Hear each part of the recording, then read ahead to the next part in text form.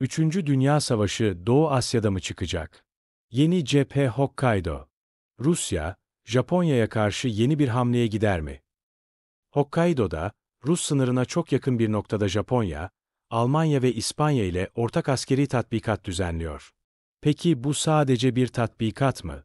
Yoksa Japonya, Rusya'ya çok daha derin bir mesaj mı gönderiyor?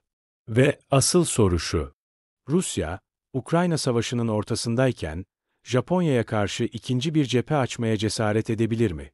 1. Japonya ne yapıyor? Japonya'nın Temmuz ayında gerçekleştireceği bu tatbikat, kuzeydeki 4 tartışmalı adaya çok yakın. Bu adalar, İkinci Dünya Savaşı'ndan bu yana Rusya ve Japonya arasında egemenlik anlaşmazlığına konu. Uzmanlara göre Japonya bu tatbikatla 3 mesaj veriyor. Bu adaları gerekirse zorla alma kabiliyetine sahip olduğunu gösteriyor. NATO üyeleriyle Almanya, İspanya ortak hareket ederek müttefik desteğini vurguluyor. Rusya, Ukrayna'da yoğunlaşırken doğudan da baskı kurulabileceğini ima ediyor. 2. Rusya ne yapabilir? Rusya, bu bölgede konvansiyonel güç olarak Japonya'ya karşı zayıf durumda. Japonya'nın donanma gücü, Rusya'nın Pasifik filosundan çok daha üstün.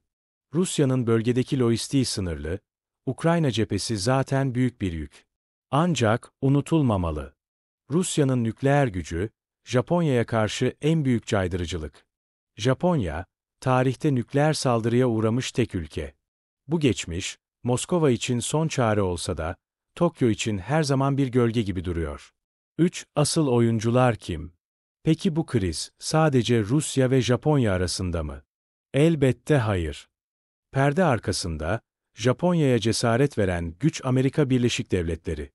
Amerika Birleşik Devletleri, hem Japonya'nın güvenlik garantörü, hem de bölgesel dengeyi Rusya ve Çin'e karşı kurmak isteyen baş aktör. Bu noktada şunu sormalıyız: Çin sessiz mi kalacak? Ya Çin, fırsattan yararlanarak Sibirya'ya saldırırsa? Doğu Asya, Çin'in ekonomik kalbi. Olası bir savaş, tüm bölgeyi sarsar.